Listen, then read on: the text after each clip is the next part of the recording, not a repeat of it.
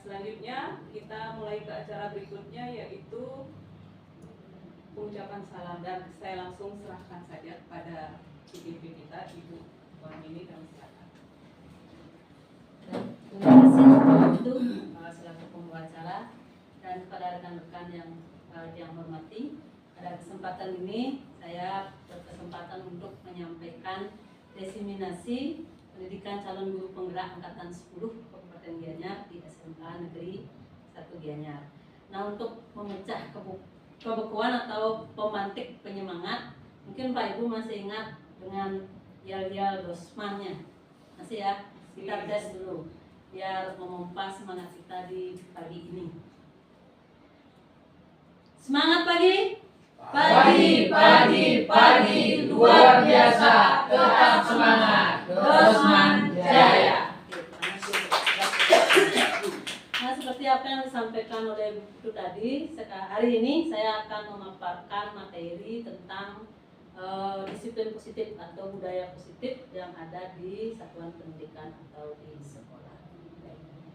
Ini tujuan kegiatan dari diseminasi ini yaitu menyebarkan pemahaman dan menumbuhkan budaya positif dalam diri setiap warga sekolah, sehingga budaya positif tampak dalam sikap dan perilaku warga sekolah.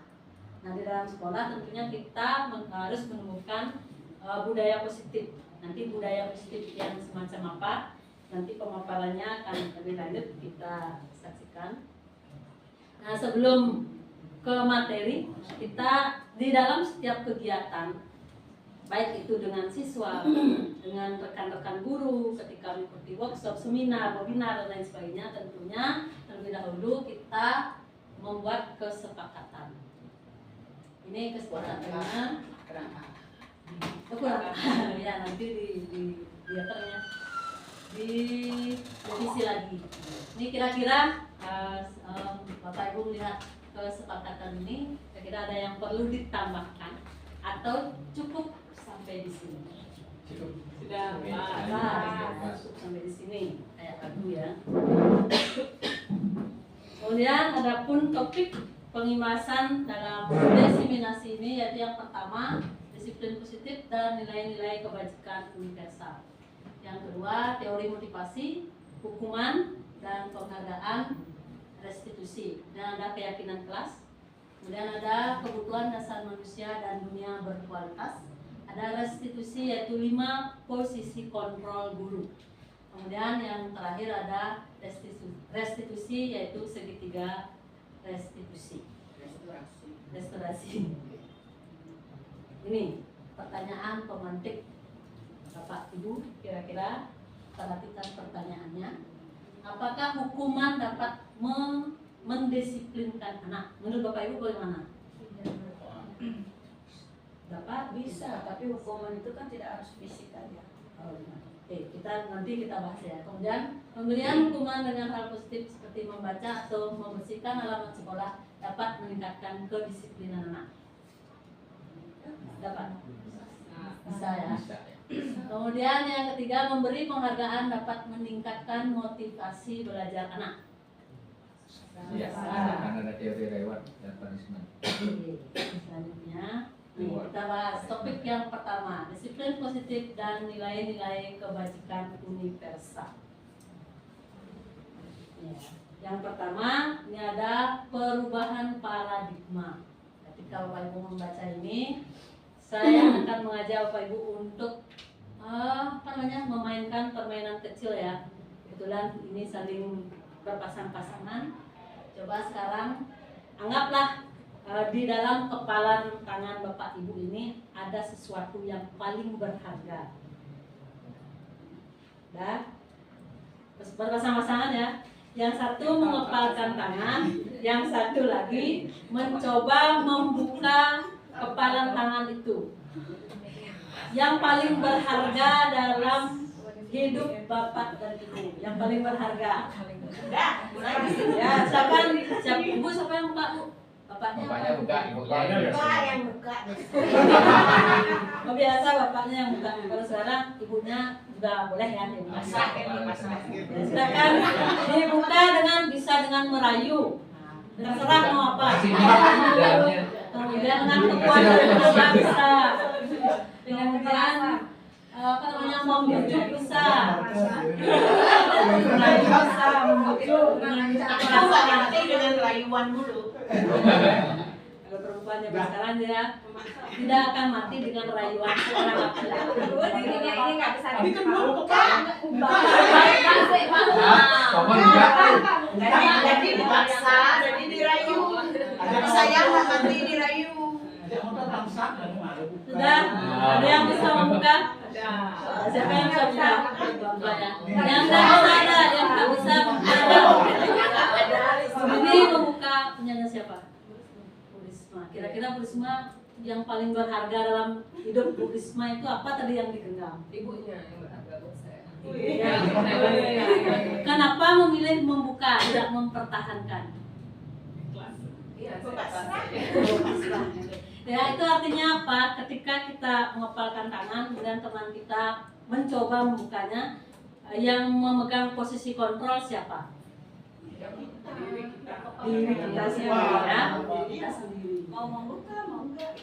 Itu kan terserah kita kan kita yang mempunyai peranan penting untuk Iya. apa? Biarpun dirayu, biarpun dipukul sekalipun, kalau kita sudah berpegang teguh pada prinsip komitmen itu membuktikan bahwa kita bisa mengontrol diri kita sendiri.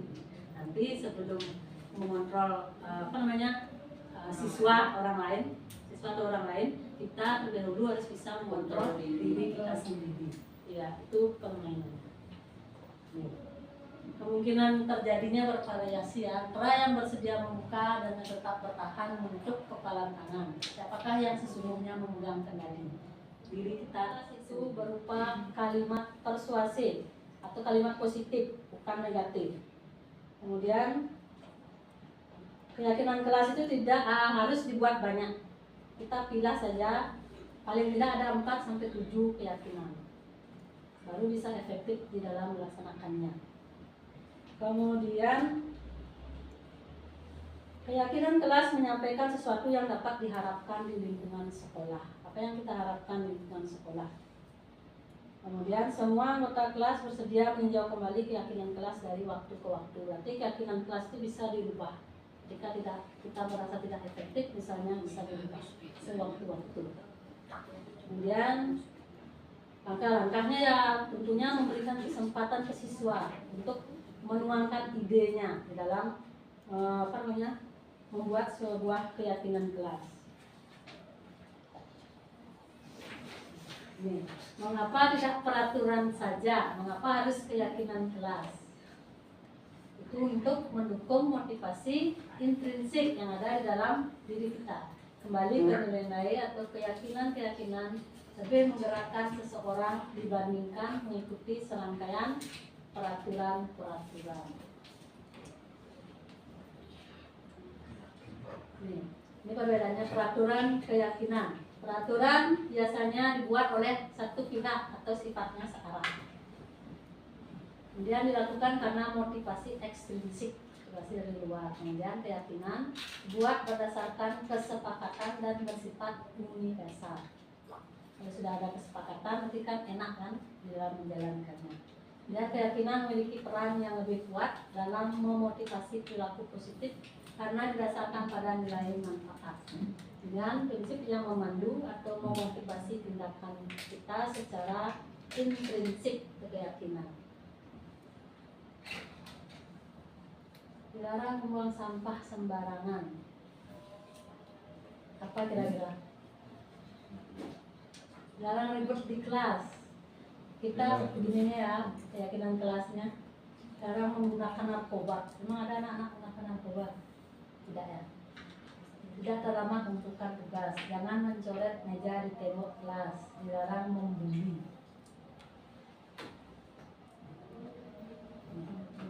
Keyakinan kelas bahwa sampah pada tempatnya, nilai kebajikannya adalah tanggung jawab kesehatan. Jagalah ketertiban kelas, menghormati orang lain. Rajin sekolah, disiplin. Kumpulkan tugas tepat waktu, tanggung jawab, komitmen. Menjaga fasilitas kelas dengan baik, disiplin tanggung jawab. Hidup rukun dengan teman itu saling menghormati. nilai kebajikannya. Kebutuhan dasar manusia dan dunia berkualitas. Kira-kira kebutuhan dasar manusia itu semacam apa? Kebutuhan akan makan, lagi pangan, pakaian, perumahan,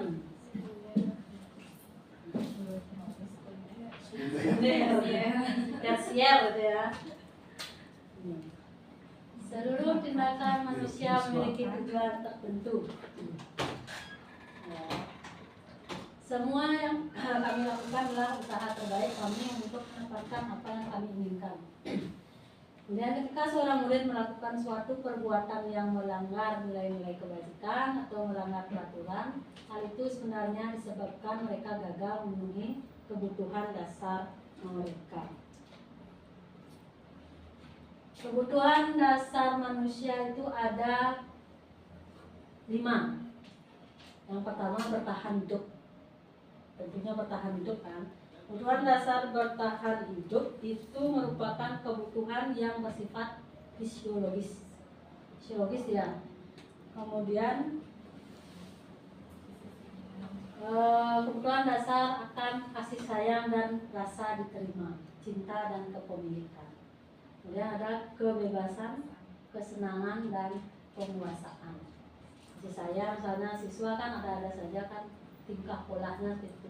Mungkin dia kekurangan kasih sayang, dia mencari perhatian untuk kasih sayang. Kesenangan, misalnya ada siswa mengatakan ibu itu ngajarnya itu aja, saya tidak dikasih ini, misalnya itu kesenangan.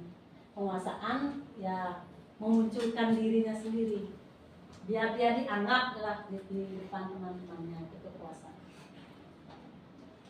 Ini kebutuhan bertahan hidup adalah kebutuhan yang bersifat fisiologis untuk bertahan hidup, misalnya kesehatan, rumah, dan makanan, termasuk juga kebutuhan biologis sebagai bagian dari proses reproduksi, termasuk kebutuhan untuk tetap bertahan hidup. Ternyata kebutuhan biologis itu juga termasuk ke dalam kebutuhan untuk bertahan hidup.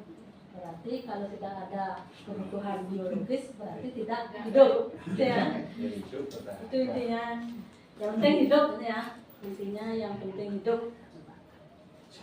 Kemudian kebutuhan kasih sayang, kebutuhan untuk diterima. Kebutuhan kasih sayang ini adalah termasuk ke dalam kebutuhan psikologis. Kebutuhan untuk disayangi dan diterima meliputi kebutuhan akan hubungan dan koneksi sosial, kebutuhan untuk memberi dan menerima kasih sayang, dan kebutuhan untuk merasa menjadi bagian dari suatu kelompok. Kasih sayang itu bukan berarti hanya diperuntukkan untuk lawan jenis saja, ya, bukan suami dengan istri, bukan pacar dengan kekasih, gitu kan. Tapi anak-anak juga memberikan kebutuhan kasih sayang untuk diterima pada kelompoknya. Jangan berpikiran kebutuhan kasih sayang kita tiap kali aja bilang I love you ke siswa, itu kan salah juga gitu. Saya ingat ngomong-ngomong siswa datang tepat waktu, kita langsung nyemprot seperti apa itu bisa. Kemudian ketika murid-murid kita memiliki motivasi tersebut, mereka telah memiliki motivasi intrinsik yang berdampak jangka panjang. Motivasi tidak akan mempengaruhi pada adanya hukuman atau hadiah. Nanti ya, apakah hadiah itu berperan penting untuk mendidik karakter siswa? Nanti ada jawabannya. Nah, mereka akan tetap berperilaku baik dan berlandaskan nilai-nilai kebajikan karena mereka ingin menjadi orang yang menjunjung tinggi nilai-nilai yang mereka hargai atau mencapai suatu tujuan mulia. Disiplin positif. Penerapan disiplin positif bertujuan untuk menumbuhkan kesadaran serta memberdayakan anak untuk melakukan sesuatu tanpa sogokan, tanpa ancaman maupun hukuman, tanpa ketidaknyamanan, sehingga muncullah nilai-nilai kebajikan pada dirinya. Ya, nilai-nilai kebajikan itu bersangkut pautan dengan P3, profil pelajar Pancasila. Ya, kalau anak sudah menerapkan disiplin positif tanpa melakukan sesuatu, tanpa sogokan, kamu mau begini, nanti ibu kasih ini, itu akan berdampak negatif terhadap perkembangan karakter anak. Nah, nilai-nilai kebajikan universal adalah sifat-sifat positif manusia yang merupakan tujuan mulia yang ingin dicapai setiap individu. Nilai-nilai tersebut bersifat universal. Dengan demikian, nilai-nilai pencerahan yang diyakini seseorang, maka motivasi intrinsiknya akan terbangun sehingga menggerakkan motivasi dari dalam untuk dapat mencapai tujuan mulia yang diinginkan. Ini nilai kebajikannya. Kalau berbicara mengenai nilai kebajikan itu banyak. Ini bersinergi dengan profil pelajar Pancasila. Ada beriman, bertakwa, pada Tuhan Yang Maha Esa dan berakhlak mulia, ada mandiri, bernalar kritis, berkebinekaan global, bergotong royong, kreatif, ada kejujuran, ada saling menghargai, saling menghormati. Itu termasuk ke dalam nilai kebajikan. Nah, ini yang kedua, topik pembahasan kedua yaitu teori motivasi. Menurut Bapak Ibu, motivasi itu apa? Memberikan dukungan, dorongan, ya. mendorong. Nanti kita lihat perbedaannya. Motivasi, hukuman, penghargaan, dan restitusi. Motivasi merupakan dorongan yang dimiliki seorang individu yang dapat merangsang untuk dapat melakukan tindakan-tindakan atau sesuatu yang menjadi dasar atau alasan seseorang untuk berperilaku atau melakukan sesuatu. Motivasi. Setiap orang memiliki motivasi. Sama dengan siswa. Siswa ribut di kelas, motivasinya apa? Siswa tidak menyukai pelajaran bahasa Indonesia, motivasinya apa? Di mana letak kesalahannya?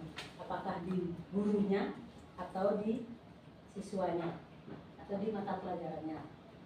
Semua memiliki motivasi atau dorongan. Sama seperti Bapak Ibu, menjadi seorang guru kan ada motivasinya. Apa yang mendorong? Kenapa memilih profesi sebagai seorang pendidik? Kira-kira apa yang mendorong? Ini ya, Diana Goldstein dalam bukunya, saya nggak bisa bahasa Inggris, maaf, menyatakan ada 3 motivasi perilaku manusia. Yang pertama, untuk menghindari ketidaknyamanan atau hukuman. Menghindari ketidaknyamanan atau hukuman. Apa yang akan terjadi jika saya tidak melakukannya? Untuk menghindari hukuman, saya datangnya tepat waktu ke sekolah. Nanti kalau saya tidak datang tepat waktu ke sekolah, saya akan dapat ini, itu misalnya. Yaitu motivasi. Kemudian untuk mendapatkan ketidakseimbangan atau penghargaan dari apa yang akan saya dapatkan jika saya melakukannya. Jika saya datang dengan tepat waktu, apa yang akan dapat saya raih? Kemudian untuk menjadi orang yang mereka inginkan dan hargai diri mereka sendiri dengan nilai-nilai yang mereka percayai. Akan menjadi orang seperti apa bila saya melakukannya. Jika saya disiplin, saya akan menjadi orang yang seperti apa? Cara seperti orang Bali bilang, masih kasing dari apa, kemudian misi disiplin kan pola pikir itu yang harus kita ubah.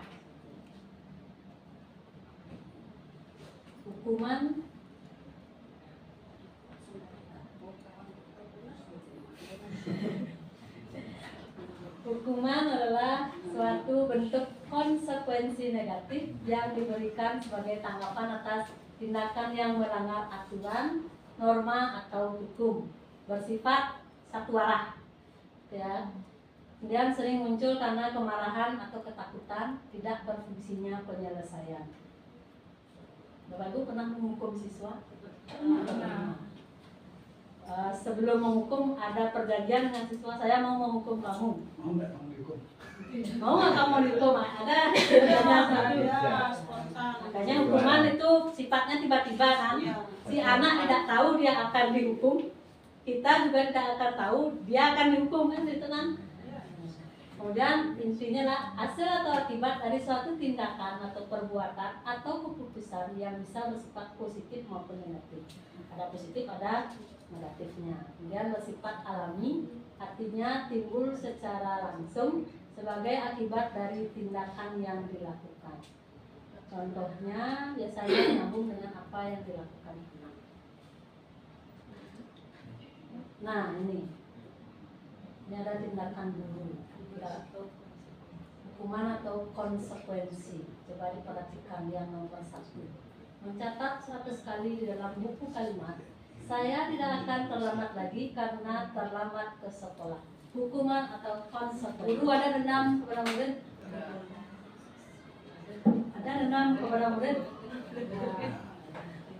Dendamnya pada saat itu, pasti lepas kali murid dihukum ya dia dendam.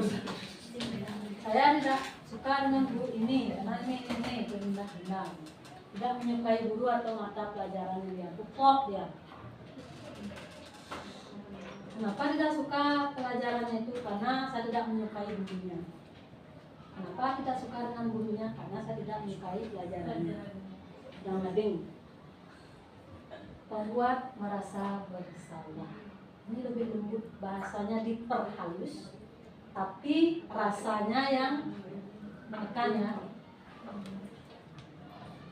Membuat rasa bersalah akan menggunakan kenyamanan yang membuat orang lain merasa tidak nyaman, bersalah atau rendah diri.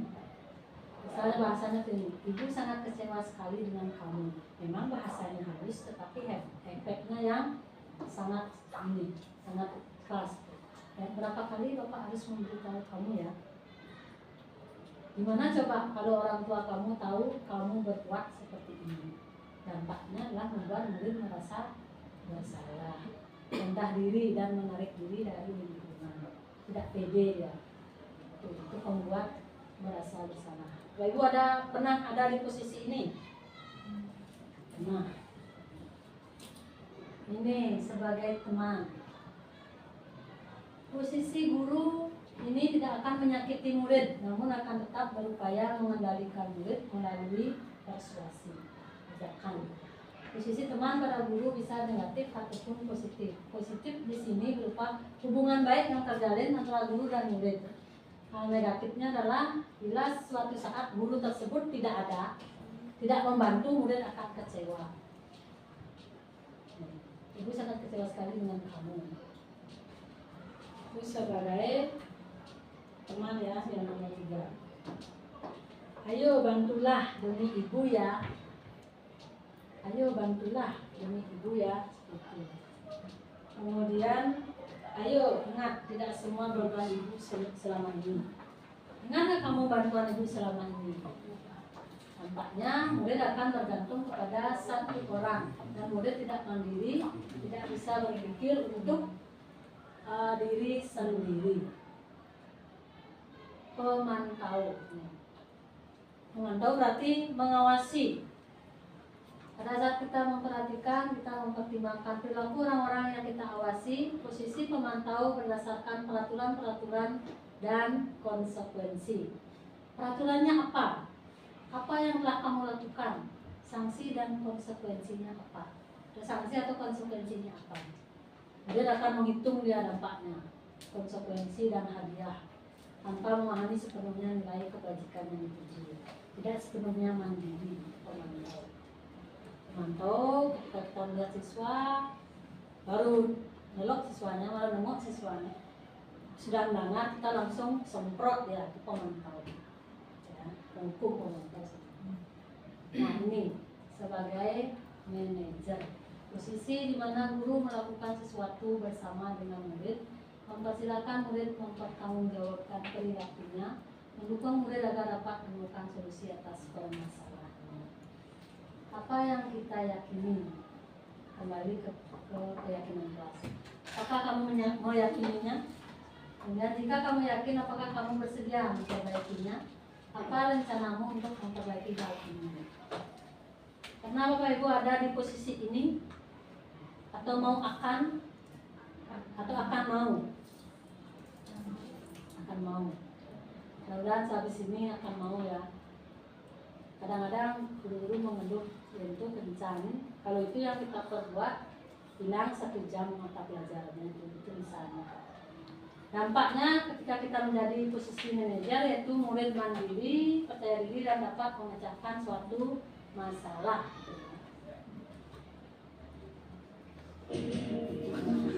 Posisi kontrol guru. Jangan terkejut ya.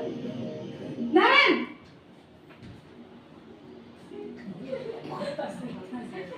Selamat pagi Bu. Selamat pagi Naren. Maaf Bu, saya terlambat. Iya, sekolah masuknya jam 7, sekarang sudah jam 7.20. Jadi sekarang bagaimana ini Naren? Maaf Bu, saya lupa setel alarm saya semalam. Baiklah, menurut kamu, keyakinan sekolah yang mana yang perlu kamu tingkatkan? Menghargai diri sendiri dan orang lain mungkin ya Bu. Setuju. Jadi, apakah Naren meyakini prinsip saling menghormati tersebut? Iya Bu, saya meyakininya. Apakah Naren bersedia memperbaiki masalah keterlambatan ini? Bersedia Bu. Bagaimana kamu akan perbaiki masalah keterlambatan ini? Saya akan coba untuk tidak lupa menyetel alarm saya Bu. Baik, kalau Naren lupa menyetel alarm di rumah, ada orang yang kira-kira bisa bantu mengingatkan tidak? Ada Bu, kakak saya, Kak Emma. Ada lagi selain Kak Emma? Selain Kak Emma, ada ibu saya. Baik, jadi yang mengingatkan Naren adalah Kak Emma dan ibu kamu ya? Kira-kira akan mulai start alarm kapan nih Naren? Setelah Si kontrol guru yang di mana nih posisinya? 1, 2, 3, 4, 5. 5 manajer. Bisa Bapak Ibu bayangkan ketika kita menjumpai siswa yang semacam ini, misalnya melanggar, kita kalau posisinya sebagai manajer, pendekatannya semacam ini. Dipanggil siswanya, misalnya carikan waktu. Nah, ini yang terakhir yaitu mengenai segitiga restitusi. Segitiga restitusi adalah suatu proses dialog yang berupa kalimat persuasif atau kalimat positif, bukan negatif. Kemudian keyakinan kelas itu tidak harus dibuat banyak. Kita pilih saja paling tidak ada 4-7 keyakinan. Baru bisa efektif di dalam melaksanakannya. Kemudian keyakinan kelas menyampaikan sesuatu yang dapat diharapkan di lingkungan sekolah. Apa yang kita harapkan di lingkungan sekolah? Kemudian semua anggota kelas bersedia meninjau kembali keyakinan kelas dari waktu ke waktu. Berarti keyakinan kelas itu bisa dirubah. Jika kita merasa tidak efektif, misalnya bisa dirubah sewaktu-waktu. Kemudian langkah-langkahnya ya tentunya memberikan kesempatan ke siswa untuk menuangkan idenya di dalam membuat sebuah keyakinan kelas. Nih, mengapa tidak peraturan saja? Mengapa harus keyakinan kelas? Itu untuk mendukung motivasi intrinsik yang ada di dalam diri kita. Kembali ke nilai-nilai atau keyakinan-keyakinan lebih menggerakkan seseorang dibandingkan mengikuti serangkaian peraturan-peraturan. Ini perbedaannya peraturan keyakinan. Peraturan biasanya dibuat oleh satu pihak atau sifatnya searah. Kemudian dilakukan karena motivasi ekstrinsik, motivasi dari luar. Kemudian keyakinan dibuat berdasarkan kesepakatan dan bersifat universal. Kalau sudah ada kesepakatan, nanti kan enak kan di dalam menjalankannya. Dan keyakinan memiliki peran yang lebih kuat dalam memotivasi perilaku positif karena didasarkan pada nilai manfaat. Dengan prinsip yang memandu atau memotivasi tindakan kita secara intrinsik keyakinan. Dilarang membuang sampah sembarangan. Apa kira-kira? Dilarang ribut di kelas.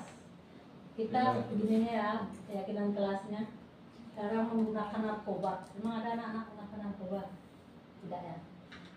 Tidak terlambat menentukan tugas. Jangan mencoret meja di tembok kelas. Dilarang membuli.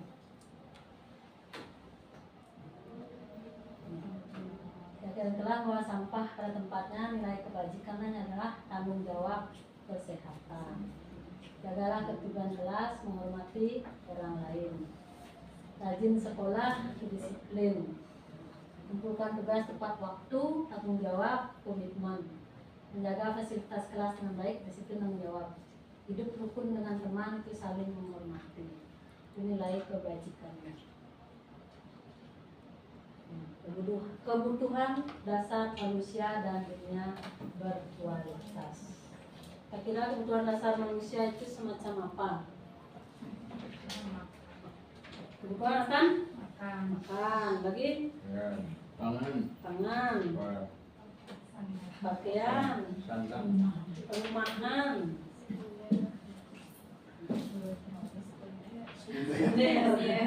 Tersier gitu ya. Seluruh tindakan manusia memiliki tujuan tertentu. Ya. Semua yang kami lakukan adalah usaha terbaik kami untuk mendapatkan apa yang kami inginkan.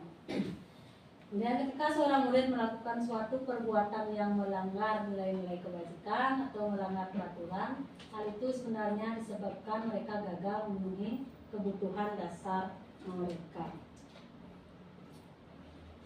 Kebutuhan dasar manusia itu ada 5.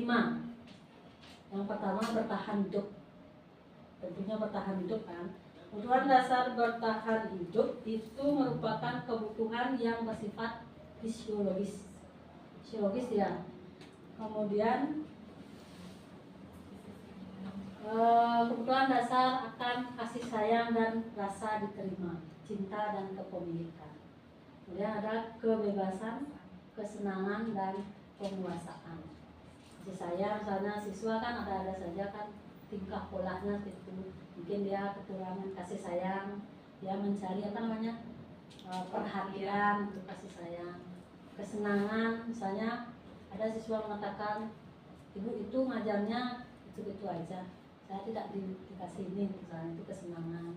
Penguasaan ya memunculkan dirinya sendiri biar dia dianggap lah di depan teman-temannya, itu kekuasaan. Ini kebutuhan bertahan hidup adalah kebutuhan yang bersifat fisiologis untuk bertahan hidup, misalnya kesehatan, rumah, dan makanan, termasuk juga kebutuhan biologis sebagai bagian dari proses reproduksi, termasuk kebutuhan untuk tetap bertahan hidup. Ternyata kebutuhan biologis itu juga termasuk ke dalam kebutuhan untuk bertahan hidup. Berarti kalau tidak ada kebutuhan biologis berarti tidak hidup, ya. Itu intinya. Yang penting hidup ya. Intinya yang penting hidup. Kemudian kebutuhan kasih sayang, kebutuhan untuk diterima. Kebutuhan kasih sayang ini adalah termasuk ke dalam kebutuhan psikologis. Kebutuhan untuk disayangi dan diterima meliputi kebutuhan akan hubungan dan koneksi sosial, kebutuhan untuk memberi dan menerima kasih sayang, dan kebutuhan untuk merasa menjadi bagian dari suatu kelompok. Kasih sayang itu bukan berarti hanya diperuntukkan untuk lawan jenis saja, ya, bukan suami dengan istri, bukan pacar dengan kekasih, gitu kan. Tapi anak-anak juga memerlukan kebutuhan kasih sayang untuk diterima pada kelompoknya. Jangan berpikiran kebutuhan kasih sayang kita tiap kali aja bilang I love you ke siswa, itu kan salah juga gitu. Saya ingat ngomong-ngomong kalimat persuasif atau kalimat positif, bukan negatif. Kemudian keyakinan kelas itu tidak harus dibuat banyak. Kita pilih saja paling tidak ada 4-7 keyakinan. Baru bisa efektif di dalam melaksanakannya. Kemudian keyakinan kelas menyampaikan sesuatu yang dapat diharapkan di lingkungan sekolah. Apa yang kita harapkan di lingkungan sekolah? Kemudian semua anggota kelas bersedia meninjau kembali keyakinan kelas dari waktu ke waktu. Berarti keyakinan kelas itu bisa dirubah. Ketika kita merasa tidak efektif, misalnya bisa dirubah sewaktu-waktu. Kemudian langkah-langkahnya ya tentunya memberikan kesempatan ke siswa untuk menuangkan idenya di dalam membuat sebuah keyakinan kelas. Nih, mengapa tidak peraturan saja? Mengapa harus keyakinan kelas? Itu untuk mendukung motivasi intrinsik yang ada di dalam diri kita.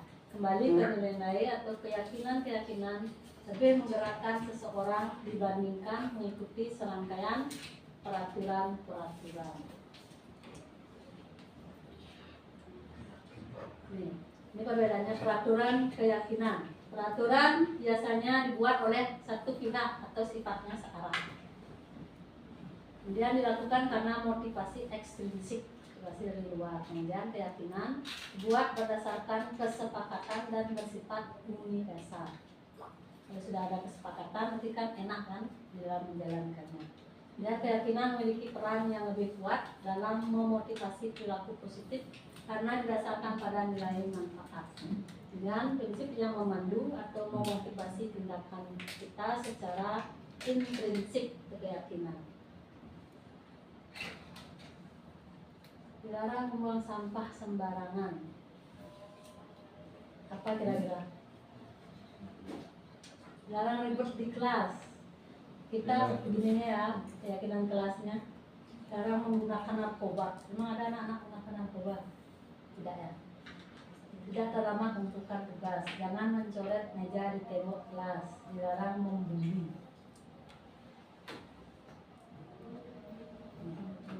Keyakinan kelas bahwa sampah pada tempatnya, nilai kebajikannya adalah tanggung jawab kesehatan. Jagalah ketertiban kelas, menghormati orang lain. Rajin sekolah, disiplin. Kumpulkan tugas tepat waktu, tanggung jawab, komitmen. Menjaga fasilitas kelas dengan baik, disiplin tanggung jawab. Hidup rukun dengan teman itu saling menghormati. Nilai kebajikannya. Kebutuhan dasar manusia dan dunia berkualitas. Kira-kira kebutuhan dasar manusia itu semacam apa? Kebutuhan akan makan, lagi pangan, pakaian, perumahan,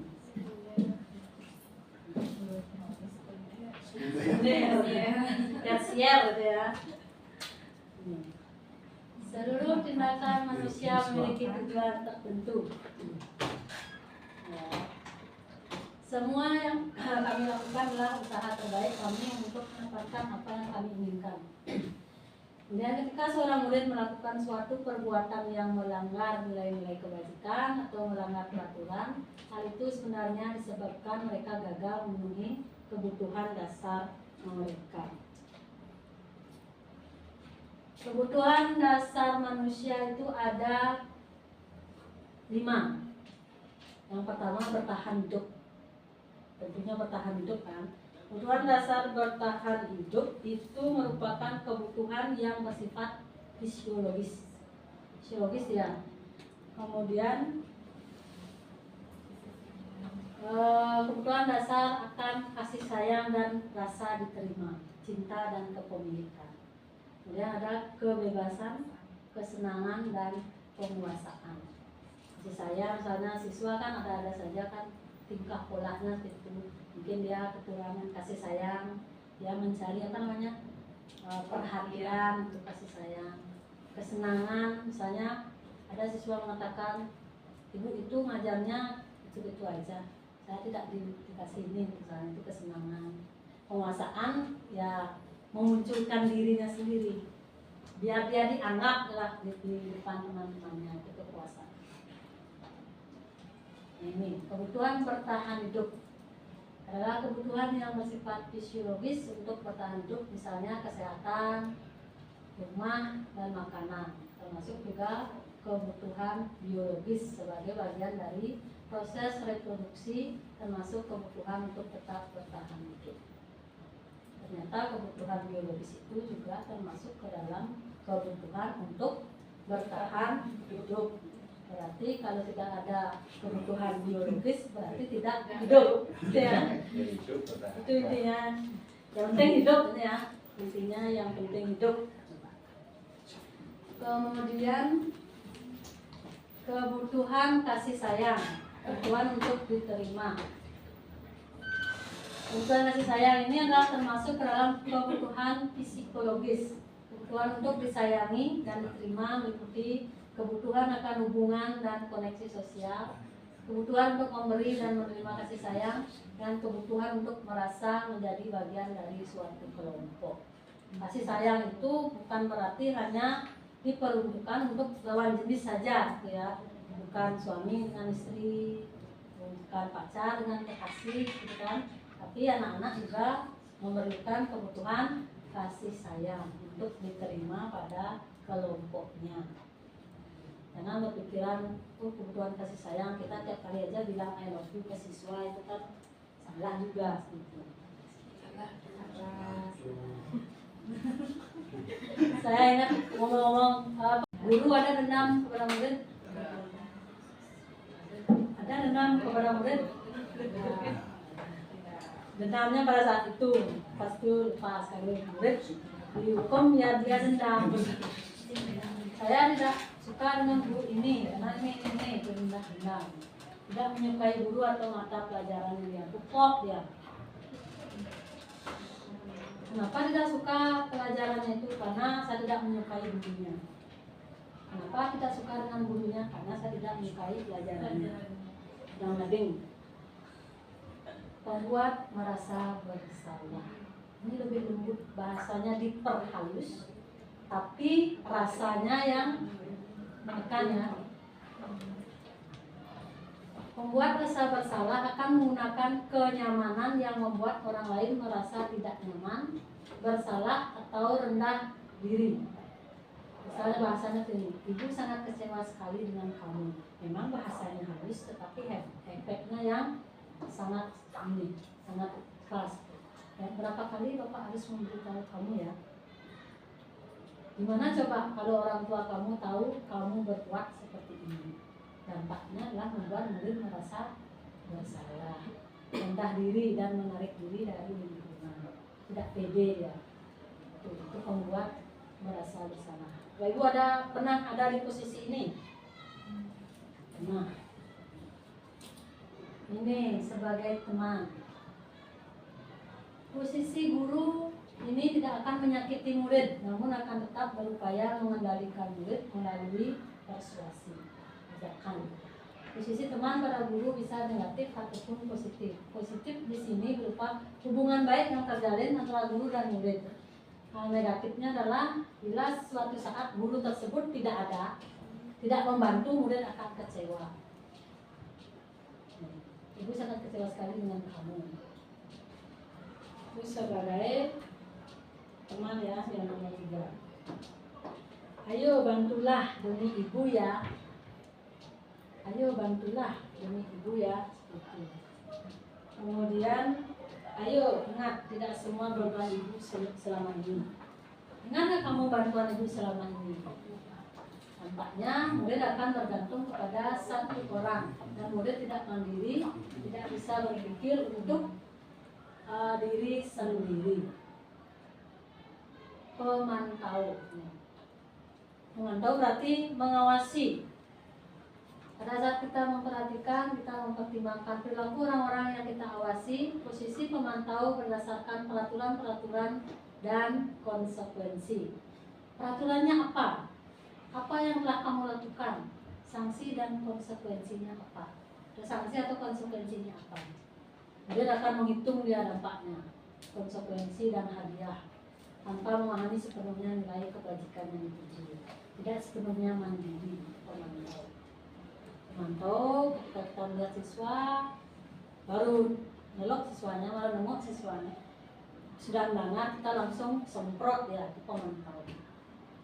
Hukum pemantau.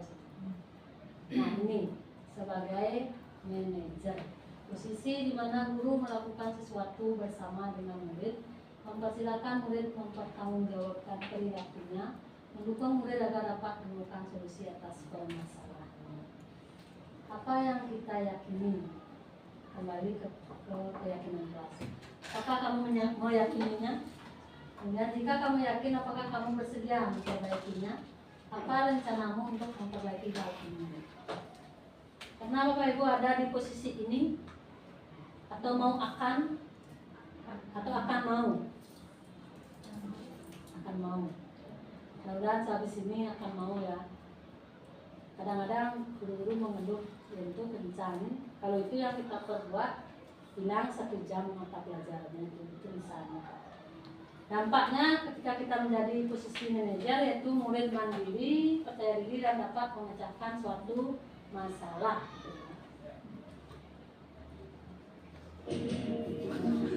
Posisi kontrol.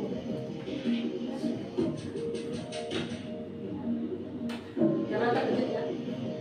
Naren!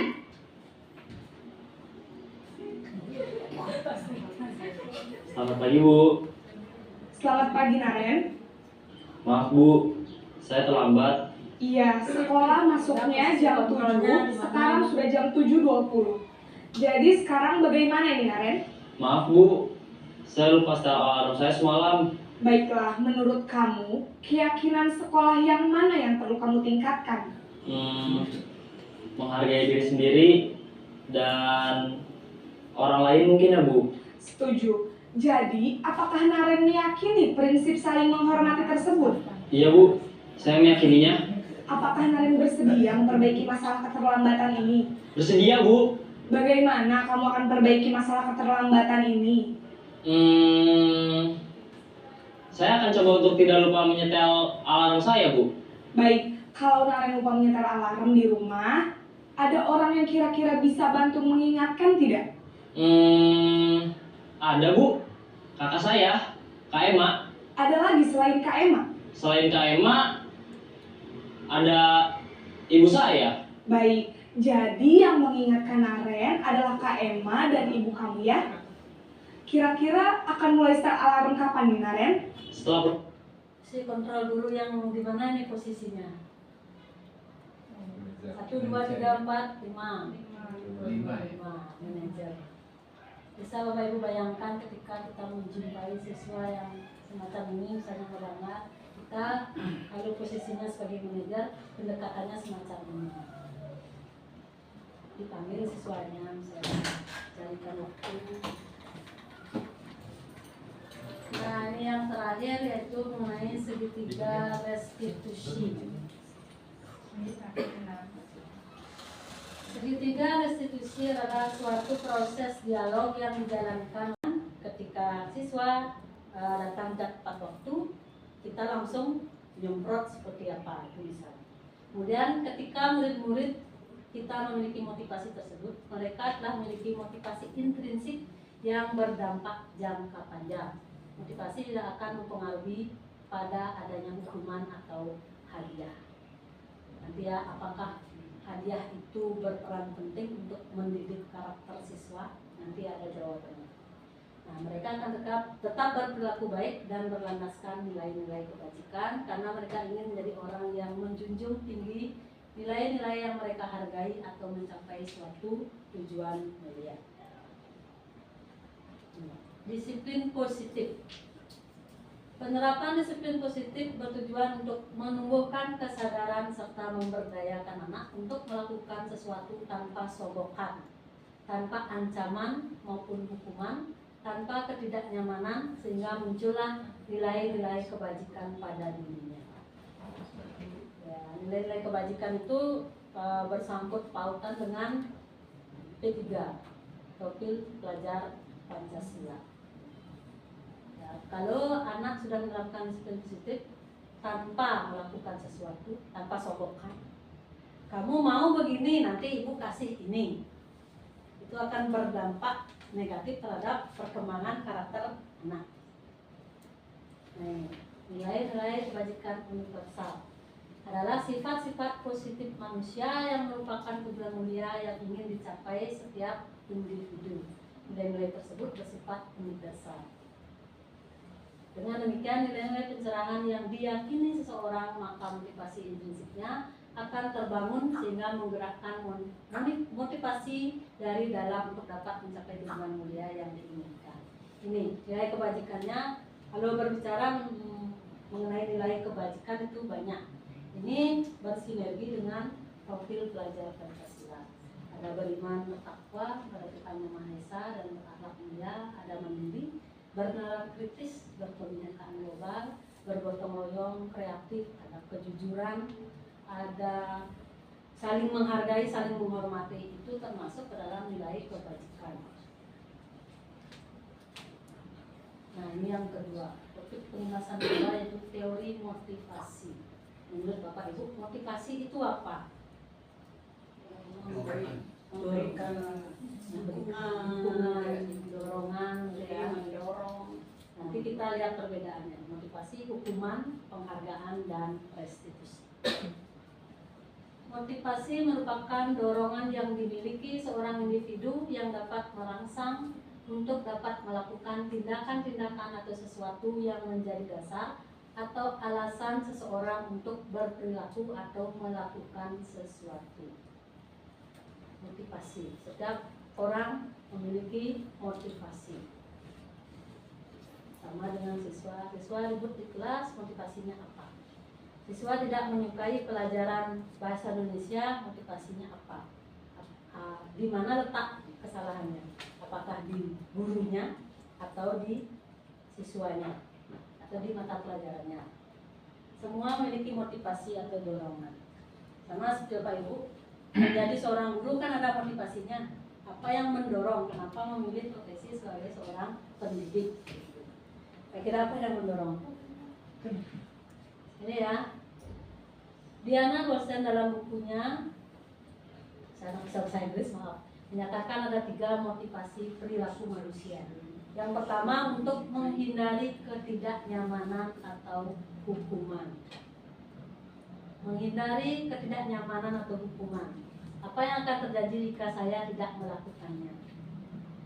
Untuk menghindari hukuman. Saya datangnya tepat waktu ke sekolah. Nanti kalau saya tidak datang tepat waktu ke sekolah, saya akan dapat ini, itu misalnya.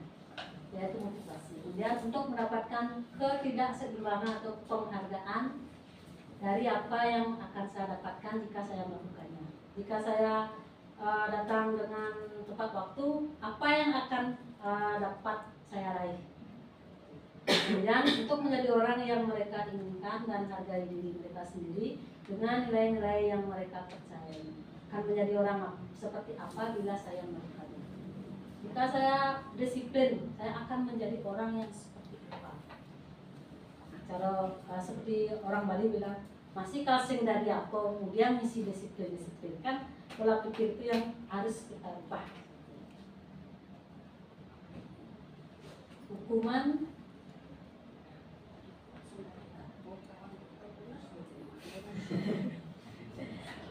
Hukuman adalah suatu bentuk konsekuensi negatif yang diberikan sebagai tanggapan atas tindakan yang melanggar aturan, norma atau hukum, bersifat satu arah, ya. Kemudian sering muncul karena kemarahan atau ketakutan, tidak berfungsinya penyelesaian. Bapak Ibu pernah menghukum siswa? Pernah. Sebelum menghukum ada perjanjian dengan siswa, saya mau menghukum kamu. Mau nggak kamu dihukum? Mau nggak kamu dihukum? Ada. Makanya hukuman itu sifatnya tiba-tiba kan. Si anak tidak tahu dia akan dihukum, kita juga tidak akan tahu dia akan dihukum kan itu kan. Kemudian intinya lah hasil atau akibat dari suatu tindakan atau perbuatan atau keputusan yang bisa bersifat positif maupun negatif. Ada positif, ada negatifnya. Kemudian bersifat alami, artinya timbul secara langsung sebagai akibat dari tindakan yang dilakukan. Contohnya biasanya nyambung dengan apa yang dilakukan anak. Nah ini ada tindakan guru. Hukuman atau konsekuensi. Coba diperhatikan yang nomor 1. Mencatat 100 kali di dalam buku kalimat Saya tidak akan terlambat lagi karena terlambat ke sekolah. Hukuman atau konsekuensi.